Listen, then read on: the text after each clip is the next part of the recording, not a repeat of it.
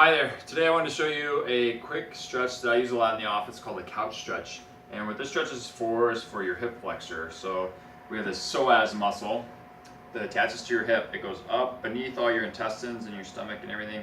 And it goes up and attaches to your back on the front side here. And this is a real common one for, it pulls your pelvis into this, what we call the anterior tilt.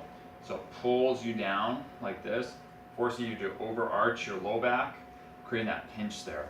So if you have any tightness in the hip flexor that you know of, or a lot of people don't realize they have a lot of tightness in their low back, it can be part of the psoas that's causing it. And this is the best stretch I found. In yoga, this would be more like a warrior type pose.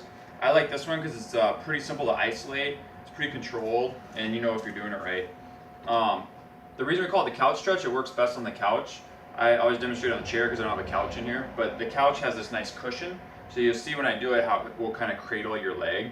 But for a chair, it'll work in a pinch. I like the couch better. So what we're going to do, you're going to be standing. You're going to drop your knee down there, and that's where that couch cushion is going to cradle your leg.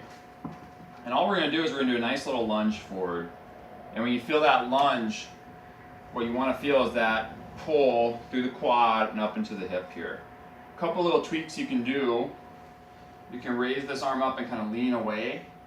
That'll give you a lot bigger stretch higher up into that psoas. So it's going to, psoas is going this high up in your body underneath. So you're going to feel it up through there, all the way down to the top of your knee. The big no-no with this one is what you'll see people do is they overarch their low back. So if the psoas is tight, the body says it's not going to move anymore. Let's arch the low back to get more extension. And in yoga, you'll see people doing poses like that where you get that huge arch in your low back.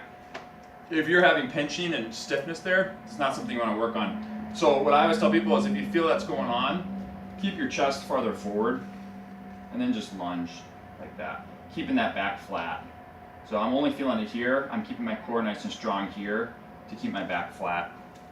One other thing that I like to tell people is you don't want to crank on it. So it's not like 15 seconds as hard as you can go. It's more get a nice gentle pull and then hang out there for 2 minutes. And the idea behind that is tissue, if you yank on it real quick, and the tissue we're trying to stretch, if you yank on it quick, it's going to rebound. So it's like a rubber band. You pull it fast, it's going to rebound right back.